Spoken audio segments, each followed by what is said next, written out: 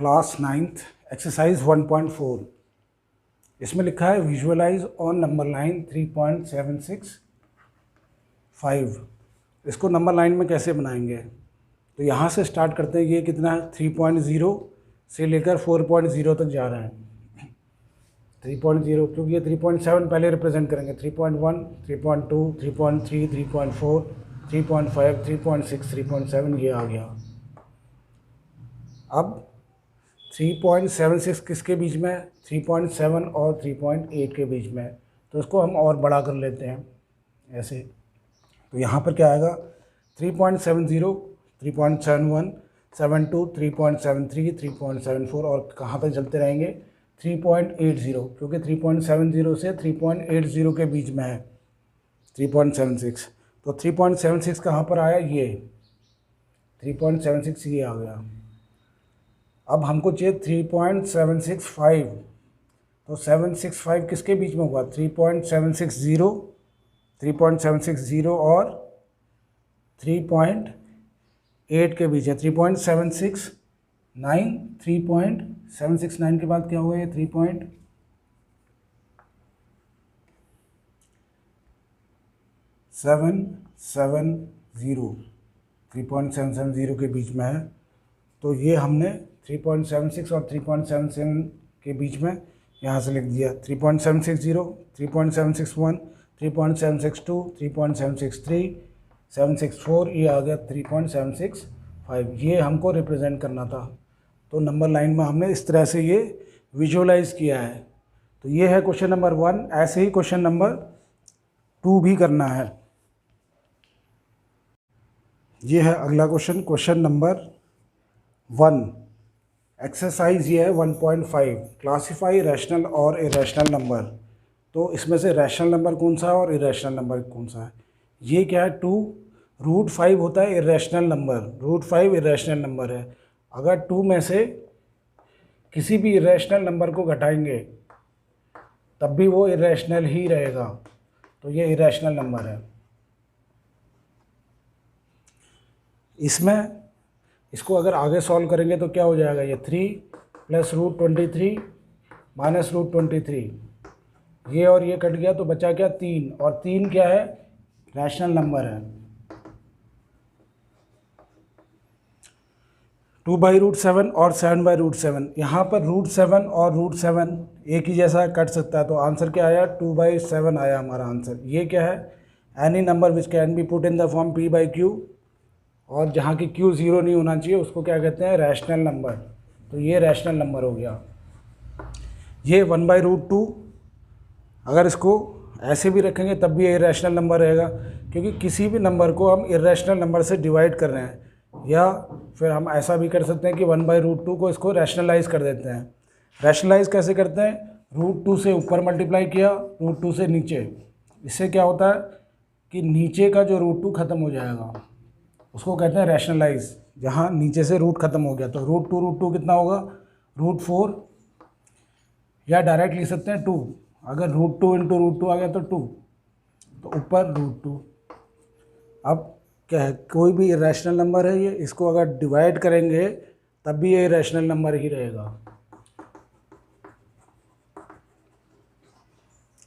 2π, हाँ पाई क्या है? इरेशनल नंबर है। पाई जो है हम 22/7 तो लेते हैं अप्रॉक्सीमेट वैल्यू, या 3.14 लेते हैं, लेकिन वो पाई इरेशनल नंबर है। तो किसी भी नंबर को पाई से मल्टीप्लाई करेंगे तो इरेशनल नंबर ही आएगा।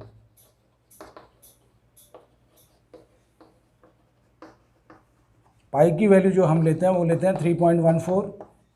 ये तो अप्रॉक्सीमेट वैल्यू लेते हैं, नहीं तो इसके आगे कुछ ना कुछ चलता रहेगा। 101 जैसे 001, 25, 01, 01, इस तरह से कुछ ना कुछ चलता रहेगा, जो ना कि रिपीटिंग होता है और ना ही टर्मिनेटिंग होता है, और ये चलता रहेगा चलता रहेगा। इसलिए इसको बोलते हैं इरेशनल नंबर। लेकिन हम इसको 3.14 ही लेते हैं नॉर्मल वैल्यू, जो कि एक अप्रॉक्सीमेट वैल्यू होती है, जो हम सारे क्वेश्चंस के लिए लेते हैं। इसको सिंप्लीफाई करना है। पहले है 3 + √3 × 2 + √2। यहाँ पर कुछ नहीं है तो ये मल्टीप्लाई का साइन है। तो उसको कैसे करते हैं? सबसे पहले तो 3 को ये दोनों को मल्टीप्लाई करना पड़ेगा। इस 3 से ये दोनों मल्टीप्लाई होंगे, फिर इस वाले √3 से ये दोनों मल्टीप्लाई होंगे और हम आंसर लिख देंगे। या हम ऐसा करते हैं 3 लिखा ये, इसको किससे मल्टीप्लाई होना है, इनसे 2 और √2, 2 प्लस √2 ये लिख दिया। फिर क्या साइन है, प्लस का साइन है, प्लस लिख दिया, प्लस √3 और इसको मल्टीप्लाई किया 2 प्लस √2 से, 2 प्लस √2, तो ये कितना आएगा, ये आएगा 3 इंटू 2 6, 3 इंटू √2 तो ये होता है 3 √2। फिर है प्लस साइन, इसको इससे मल्टीप्लाई करेंगे क्या आएगा, ये इसको भी 2 √3 लिख सकते हैं, प्लस √3 इंटू √2 तो ये हो जाएगा √6, इसमें भी रूट है इसमें भी रूट है, तो √3 इंटू √2 √6 ले सकते हैं। आगे इसको सॉल्व करेंगे तो क्या आएगा, ये 6 ऐसे रहेगा, इसके साथ कोई नंबर नहीं है, इसमें 3 √2 ये भी ऐसे रहेगा, इसके बाद ये 2 √3 ये भी ऐसे ही, प्लस √6, यही हमारा आंसर है। तो ये हमारा आंसर आ गया 6। इसके साथ जोड़ने के लिए कुछ है नहीं है। 3 √2 ये 2 √3 है, ये अनलाइक है, अगर इसमें भी √2 इसमें भी √2 होता तो जुड़ जाते, ऐसे नहीं जुड़ते। ये √6 है तो ये किसी से नहीं जुड़ेंगे, लास्ट आंसर यही है। अब इसमें एक तो हम इसको डायरेक्ट मल्टीप्लाई कर सकते हैं, डायरेक्ट मल्टीप्लाई कैसे करेंगे, जैसे ऊपर किया था 3 और किससे मल्टीप्लाई करना है 3 माइनस √3, फिर प्लस 3 है, प्लस √3 यहाँ लिख दिया, ये हो गया 3 माइनस √3। अब मल्टीप्लाई करेंगे तो 3 इंटू 3 9, 3 इंटू √3 माइनस 3 √3, माइनस क्यों, क्योंकि यहाँ ये तो प्लस वाला है ये माइनस है तो माइनस। अब इधर 3 इंटू √3 3 √3 और इधर √3 इंटू √3 इंटू √3 डायरेक्ट 3 भी लिख सकते हैं हम, नहीं तो वैसे भी है 9 आता है √9 3, तो 3 √3 और √3 इंटू √3 कितना होगा -3।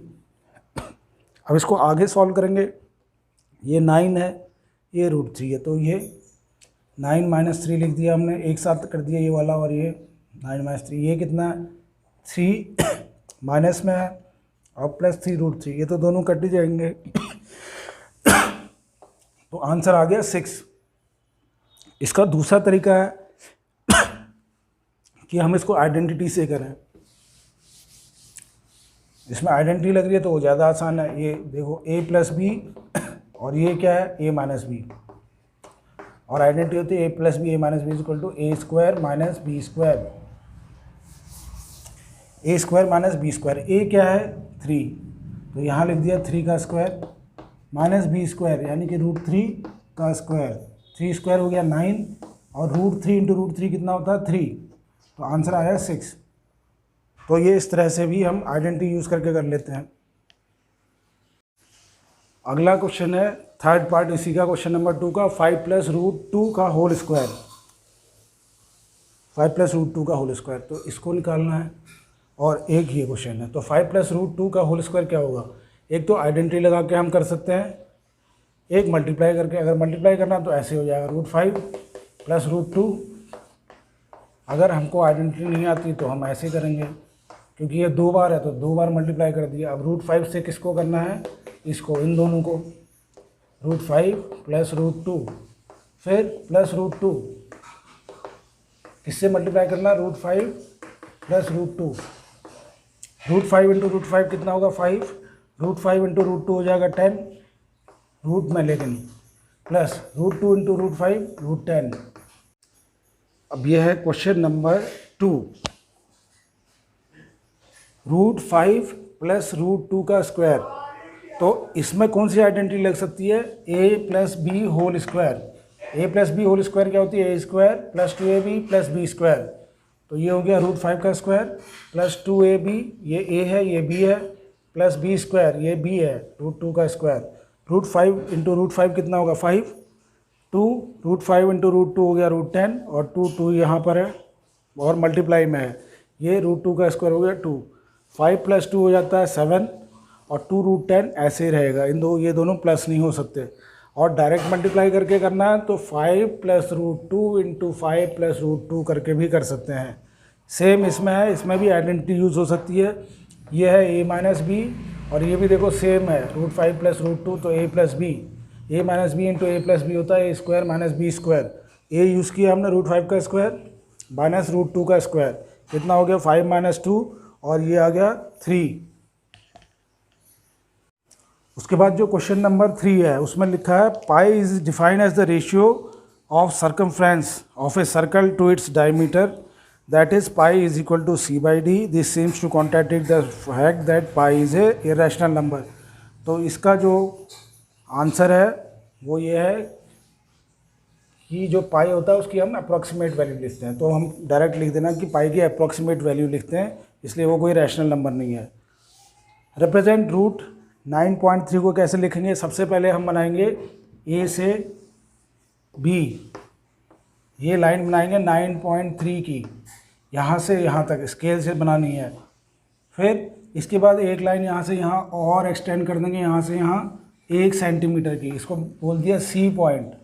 ये है कितना 1 सेंटीमीटर, ये कितना है 9.3। अब हम ए और सी का मिड पॉइंट निकाल लेंगे। ए और सी का मिड पॉइंट कैसे निकलेगा? यहाँ पर कंपास रखा, इधर काट दिया, इधर पे कंपास रखा, इधर काट दिया।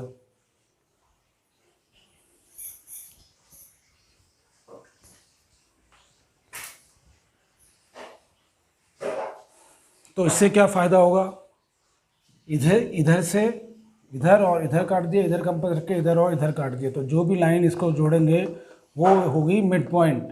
तो इस मिड पॉइंट में कंपास लेना है ए के बराबर, यहाँ से यहाँ ए तक, और ऐसे ये लाइन कवर हो जाएगी सी तक। अब हमको क्या करना है? बी में एक परपेंडिकुलर बना देना है। बी में परपेंडिकुलर बनाना है। परपेंडिकुलर कैसे बनाते हैं? ये बनाया ऐसे, यहाँ कंपास रखा, इधर काटा, इधर ये कंपास रखा, इधर काटा, तो ये 90 डिग्री बन गया, यहाँ जुड़ गया। और ये जो डिस्टेंस है, ये अगर हम इसको ई ले लेते हैं, इस डिस्टेंस को हमने यहाँ पर कंपास रखना है और इसको ऐसे ऐसे यहाँ रिप्रेजेंट कर देना है, ऐसे इस डिस्टेंस को हमने यहाँ रिप्रेजेंट कर देना है।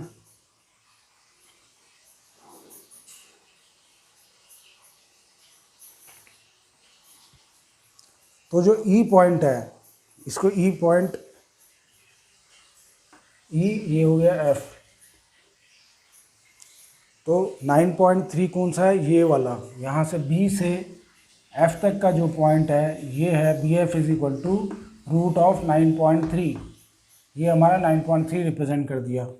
फिर से देख लेते हैं। सबसे पहले ए बी बनाया 9.3 का, फिर बी सी सीधी लाइन में एक्सटेंड कर दिया, 1 सेंटीमीटर का बी सी है। फिर ए और सी को हम मिड पॉइंट निकालते हैं इसका, ये मिड पॉइंट निकल गया, मान लो ये ओ है।